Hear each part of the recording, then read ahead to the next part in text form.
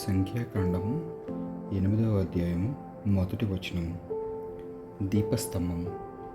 దేవుడు మోషేతో ఇట్లు సెలవిచ్చెను, నీవు అహరోనుతో ఇట్లు చెప్పుము, నీవు దీపమును వెలిగించినప్పుడు దీపస్తంభము మీది 7 దీపముల వెలుగు దీపస్తంభమునకు ముందు భాగమున పడునట్లు చూడవలెను. అహరోను ప్రభు ఆజ్ఞాపించినట్లే దీపస్తంభమునకు ముందు వైపున దీపములు అమర్చెను.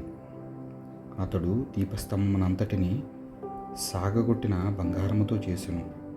ప్రభువు మోషేకు చూపిన నమూనా ప్రకారము దానిని తయారు చేసెను. లేవీయులు ప్రభువునకు నివేదింపబడుట. ప్రభువు మోషేతో ఇట్లనెను, లేవీయులను ఇశ్రాయేలీయుల నుండి వేరుపరచి శుద్ధి చేయింపుము. వారిపై శుద్ధీకరణ జలమును చల్లుము. వారు క్షురకత్తితో శరీరమంతటిని గొరిగించుకొని తమ బట్టలను శుభ్రము చేసుకోలేను. అప్పుడు వారు శుద్ధి పొందినట్లగును. వారు ఒక కోడెను, నైవేద్యమునకై నూనె కలిపిన గోధుమ పిండిని తీసుకుని రావలెను. పాప పరిహార బలికై నీవు మరి ఒక కోడెను సమకూర్చుకును. లేవీయులను సాన్నిధ్యపు గుడారమునొద్దకు కొనిరమ్ము. ఇశ్రాయేలీయులందరినీ పిలిపింపుము. వారు లేవీయుల మీద చేతులు చాపవలెను. అంతటా అహరోను ఇశ్రాయేలు ప్రజల నుండి లేవీయులను వేరుపరచి నాకు ప్రత్యేకమైన కానుకగా వారిని సమర్పింపవలెను. వారిని నా సేవకై నివేదింపవలెను. అప్పటి నుండి వారు నా సేవకు సమర్పింపబడదురు.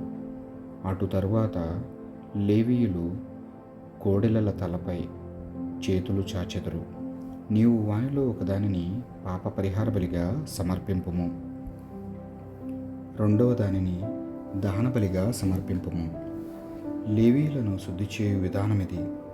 అహరోను ఎదుటను అతని కుమారుల ఎదుటను వారిని నిలబెట్టి నాకు ప్రత్యేకమైన కానుకగా అర్పింపుము.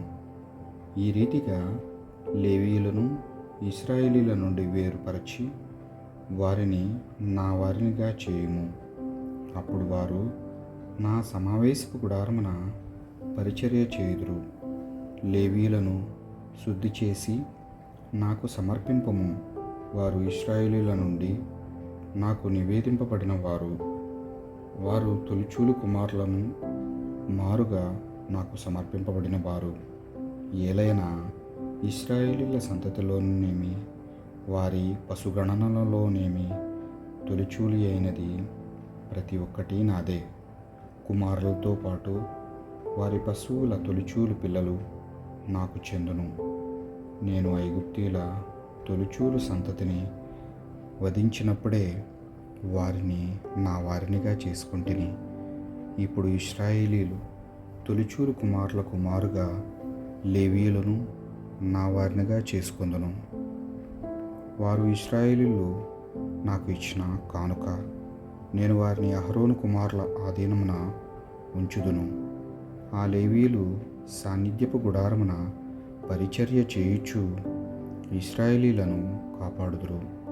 కావున గుడారమును సమీపించినప్పుడు ఇశ్రాయేలీయులకు ప్రాణహాని కలుగదు అని చెప్పెను. మోషే, అహరోనులు ఇశ్రాయేలీ ప్రజలు ప్రభువు ఆజ్ఞాపించినట్లే లేవీయులను శుద్ధి చేయించిరి. లేవీయులు శుద్ధి చేసుకుని తమ బట్టలు శుభ్రము చేసుకునిరి. అహరోను వారిని దేవునికి ప్రత్యేక కానుకగా సమర్పించెను. వారికి శుద్ధీకరణ ప్రాయశ్చిత్తమును కూడా జరిపించెను. అంతటా లేవీయులు అహరోను కుమారుల పర్యవేక్షణలో గుడారమున పరిచర్య చేసిరి. లేవీయులను గూర్చి ప్రభువు మోషేను ఆజ్ఞాపించినట్లే అంతయు జరిగెను. లేవీయుల పరిచర్య కాలము. ప్రభువు మోషేతో, లేవీయులు 25 ఏండ్లు మరియు ఆ పైబడిన ప్రాయము నుండి సాన్నిధ్యపు గుడారమున పరిచర్య చేయుదురు. 50 ఏండ్ల వయసు వచ్చిన పిదప వారు గుడారమున పరిచర్య చేయనక్కర్లేదు. ఆ తరువాత వారు తోటి లేవీయులకు పరిచర్యలో తోడ్పవచ్చును గాని తమంతట తాము పరిచర్యకు పూనుకోరాదు. లేవీయులను గూర్చిన నియమమిది అని చెప్పాను. పాస్కా భోజనము, ప్రయాణం. పాస్కా పండుగ తారీఖు 9వ అధ్యాయము 1వ వచనము. ఇశ్రాయేలీలు ప్రజలు ఐగుప్తు నుండి వెడలి వచ్చిన 2వ సంవత్సరము మొదటి నెలలో ప్రభువు సీనాయి ఎడారిలో మోషేతో మాట్లాడెను. ప్రజలు నియమిత రోజున పాస్కా పండుగ చేసుకోవలెను. ఈ నెల 14వ రోజు సూర్యాస్తమయముతో పండుగ ప్రారంభమగును. ఉత్సవ నియమములన్నింటినీ పాటించి పండుగ చేసుకొనుడు అని చెప్పెను. కనుక మోషే పాస్కా పండుగ జరుపుకొనవలెనని ప్రజలకు ఆజ్ఞ ఇచ్చెను. వారు సీనాయి ఎడారిలో 2వ సంవత్సరము మొదటి నెల 14వ రోజు సాయంకాలమున పండుగను ప్రారంభించిరి. ప్రభువు మోషేను ఆజ్ఞాపించినట్లే ప్రజలు పండుగ జరుపుకొనిరి. సకాలములో పండుగ జరుపుకొనినవారు. ప్రజలలో కొందరు శవమును తాకుటచే అపవిత్రులైరి. కావున పాస్కా పండుగను నియమిత రోజున చేసుకొనలేకపోయిరి. వారు ఆ రోజే మోషే అహరోనుల వద్దకు వచ్చి, మేము శవమును ముట్టుకొని అపవిత్రులమైతిమి. అయినను ఇశ్రాయేలీయుల ప్రజలతో పాటు మేమును ప్రభువునకు నియామక కాలమున అర్పణమును అర్పింపకుండునట్లు ఎట్లు అడ్డగింపబడితిమి అని అడిగిరి. మోషే, మీ విషయమై ప్రభు ఏమి సెలవిచ్చునో నేను తెలుసుకుందును, కొంచెము ఆగుడు అని వారితో అనెను. ప్రభువు మోషేతో, ఇశ్రాయేలు ప్రజలతో ఇట్లు చెప్పుము, మీరు గాని మీ తరువాత మీ సంతతి వారు గాని శవమును తాకుట వలన అపవిత్రుడైనను దూర ప్రయాణము వలనైనను పాస్కా పండుగను ఆచరింపనిచో 2వ నెల 14వ రోజు సాయంకాలమున ఉత్సవము చేసుకోవచ్చును. పొంగని రొట్టెలతో చేదైన ఆకుకూరలతో పాస్కా విందును భుజింపవలెను. ఆ విందును మరుసటి రోజుకు మిగల్పరాదు. పాస్కా గొర్రెపిల్ల ఎముకలను విరగగొట్టరాదు. పాస్కా నియమములను పాటించి పండుగ జరుపుకోలేను. అశుద్ధి, దోషము సోకనివారు గాని ప్రయాణ అవసరము లేనివారు గాని పండుగను పాటింపనిచో సమాజము నుండి వెలివేయబడుదురు. వారు సకాలమున ప్రభువునకు కానుకలు కొనిక్క రాలేదు కనుక పాపఫలమును అనుభవింతురు. అన్యదేశీయుడెవడైనా మీ చెంత వసించుచు పాస్కా పండుగను ఆచరింపగోరినచో అతడు పండుగ నియమములన్నింటినీ పాటింపవలెను.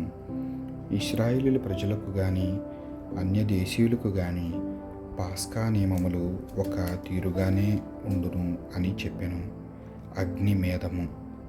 నిబంధన గుడారము చేసి నిలబెట్టిన దినమున మేఘము ఒకటి దానిని క్రమ్ముకొనెను.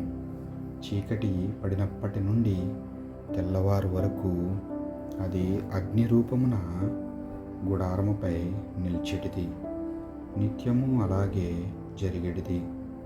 మేఘము గుడారము మీద నుండి పైకి లేవగానే ఇశ్రాయేలీయులు శిబిరమును కదిలించి ప్రయాణము కట్టెడివారు. మేఘము ఆగగానే గుడారము పన్ని విడిది చేసేవారు. ఈ రీతిగా వారు ప్రభు ఆజ్ఞను అనుసరించి ప్రయాణము చేసేటివారు. ప్రభు ఆజ్ఞను అనుసరించి విడిది చేసేటివారు. మేఘము గుడారముపై నిలిచినంత కాలము ప్రజలు విడిది చేసేటివారు.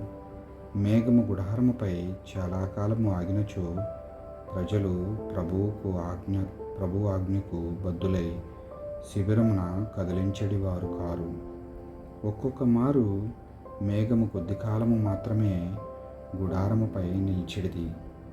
ఏది ఏమైనను వారు ప్రభు ఆజ్ఞను అనుసరించి గుడారము పన్ని విడిది చేసేటివారు. ప్రభు ఆజ్ఞను అనుసరించి శిబిరము కదిలించి ప్రయాణము చేసేటివారు. మేఘము రాత్రివేళ గుడారముపై ఆగి ఉదయమున పైకి లేచినచో వారును ఉదయమున ప్రయాణము కట్టడివారు. పగలైననేమి రాత్రి అయిననేమి మేఘము కదిలినప్పుడే వారు కూడా కదలడివారు. ఒక్కొక్క మారు మేఘము 3-4 దినముల నెల ఏడాది కూడా గుడారంపై నిలిచెడిది. అది నిలిచినంత కాలము ఇశ్రాయేలీయులు అక్కడనే విడిది చేసేటివారు. కానీ అది లేవగానే వారును ప్రయాణమయ్యేటివారు. ప్రభు ఆజ్ఞను అనుసరించి గుడారము పన్ని విడిది చేసేటివారు. ప్రభు ఆజ్ఞను అనుసరించి శిబిరమును కదిలించి ప్రయాణము చేసేటివారు. ఈ రీతిగా వారు ప్రభువు మోషే ద్వారా ఇచ్చిన ఆజ్ఞలకు బద్ధులైరి. ఈ దేవుడి వాక్యాన్ని దీవించునుగాక. పిత పుత్ర పవిత్రాత్మ నామమున ఆమేన్.